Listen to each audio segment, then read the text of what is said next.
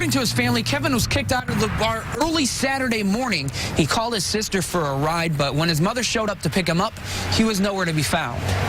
After many attempts of calling and no answer, she came into the bar, and they told him that Kevin was here at one point in time, but he was thrown out for different reasons, altercations. His credit card was used to buy pizza from a food truck that was outside the bar. Cameras outside of the brass rail would have captured Kevin outside, but the family said they were told there was no footage. The family believes the bar is partly to blame.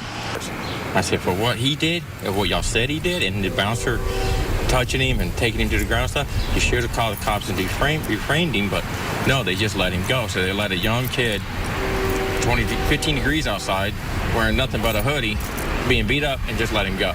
He's never not come home from a night out. The family have been retracing Kevin's footsteps. Frustrated, other sources haven't turned up any information. Kevin's last known sighting is at the Arby's on Jefferson at 2:41 a.m. He was seen on surveillance video walking past the restaurant heading north. After that, no one knows. My wife is holding it in, and she's doing better than I am. And I'm a grown man. I'm sorry, I'm a grown man. I just can't handle it no more, you know.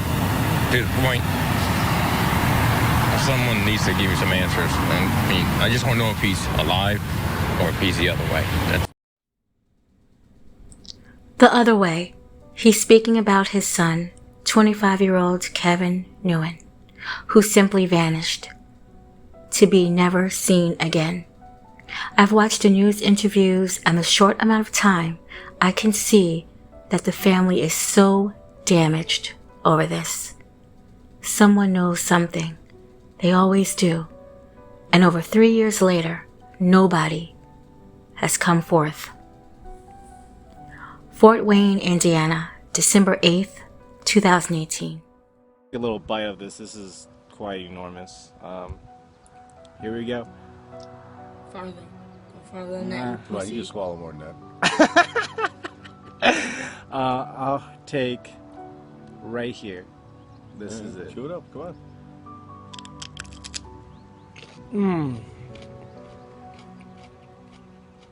Yep. Feeling the heat. Yep. Yeah. That's hot. It's fucking hot. Smoke came out of his mouth. Whew. Yeah, that's hot. I hope you guys enjoyed my pain. It hurts. Thanks, Dad, for everything. Bye. I'm crying really bad. Come to America, we show you to fuck you up. Yeah, that pepper was hot. Enjoy it. I love you guys. Kevin was your typical average young man. He enjoyed social media and conversing with the people that he knew over it. Though close to his family, he was an introvert. He watched popular action movies and was an avid gamer and enjoyed drawing, preferably anime characters. He was humorous, and his family says that he was loving and caring. Kevin never had any interactions with the law, and a lot of these missing person cases that does come up. He did not have any mental illnesses and wasn't over or under medicated at the time. You'd be surprised how that comes up too. Kevin was 25 years old and he was over the legal drinking age. His family says he would have 1 or 2 beers. He never overindulged himself in alcoholic beverages, at least not at home. Remember, he's your average, typical guy. Kevin was going to college and currently staying at home with his family. So, Kevin was invited to the Brass Rail. A live performance would be there that night. A female acquaintance had invited him. She is also a local musician, but she was not playing that night. I did read that the two were not in a romantic relationship. I'll get back to you on my feelings about that. Kevin went. He was dropped off around 11 p.m. Kevin was not a regular at the Brass Rail, but he had been there before. He would still be inside the bar between the hours of 11:30 a.m. and 2:30 a.m. The CCC footage, inside and outside and around the bar, would show that he was. He would call his sister needing to be picked up, his mother would arrive. He was no longer there. His mother actually goes inside and is told that there was an altercation, and Kevin is no longer inside the bar. She looks for him. All reports say that Kevin had got kicked out the brass rail 4 times, so he kept re-entering? Kevin had an altercation with a bouncer apparently several times. It's claimed he charged at a bouncer. At one point he was hiding inside the ladies' bathroom. That's so odd to me. Why would he do that if in fact he did? It's also being said that Kevin was intoxicated. Well, it's a bar. And he started acting peculiar. He started to bother the females that was at the bar. Females, meaning he was bothering more than one. Kevin was forcefully removed from the bar. He was taken out. He was roughed up. He was beaten. This was not Kevin's character. From anyone who knew him would say this. And then there's the surveillance. To date, not one female has come forward and has said publicly that they were being bothered by Kevin. Now, surveillance footage doesn't lie. It's dark, it's cold, it's in the wee hours of the morning, and you see Kevin twice walking past the same Arby's at different times on West Jefferson Street. He stumbles a bit while walking. He could be a little tipsy. He could have misstepped. He could be hurt from the assault. Or basically, he can barely see because he isn't wearing his glasses, along with the clothes that's not fit for the type of weather that he's in. It is 15 degrees. The location of the brass rail isn't the greatest spot I've read. It's not the worst spot either. The owner lives close by or on the property. And sometime before the disappearance of Kevin, a man was beaten by the name of Michael R. Wilchers, 51 years old. And the police had an image of a person of interest. It was a female. Wilcher was taken to the hospital and he died.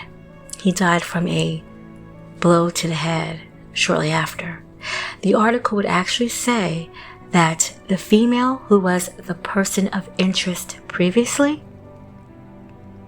that she was no longer a person of interest. I'm old enough to know that establishments that serve alcoholic beverages with loud music and filled with different feelings and energies of people there, I'm surprised that more things don't happen at bars and clubs. It is also said that the family members of Kevin had gone inside the bar and demanded that someone say where and what happened to Kevin, and I see no problem with that. How can you go one night not knowing where a family is, let alone another? I just had to bring this up because they were trying to act like there was something wrong with this family because they are in desperate need of wanting to know what happened to their missing family member. Now, when Kevin was taken out back that final time and he was roughed up pretty badly, he would end up losing his glasses. And they say that his vision isn't that great. So now he's intoxicated, that's the words that they used, and he doesn't have his glasses on. So that in itself is not going to be a great situation. Did someone catch up with Kevin? And did the physical assaults continue? Because again, he doesn't have his glasses, and I even believe at this point he doesn't have his phone, because an RB CCC footage catches him walking by on 2 different times. Why didn't he call his parents now when he was pretty much safe? Because he's on the side of the Arby's. Why couldn't he call his mother then and say, look, I'm at the Arby's and I don't have my glasses. Come get me. I'm sure around that time they was in the area looking for him. In that short span of time, why couldn't he have called his mother? I'm believing he just did not have his phone. Kevin was wearing a dark blue jacket, tan skinny jeans, black Vans shoes, and of course, his eyeglasses were recovered by his family. The police didn't even find his glasses. The family would find it in the parking lot of the Brass Rail. His family would later rent a billboard and posted it with the information to get any kind of people to say what had happened to Kevin. He would have been 28 years old in the year 2022. It's been 3 years now. He is an Asian male, 6 feet, between 160 and 180. They said he had somewhat of a muscular build. He had black hair and brown eyes and a birthmark on his inner right thigh. Kevin is still missing. I just want my son back. Who take my son? Or whoever do with my son? Please, just let my son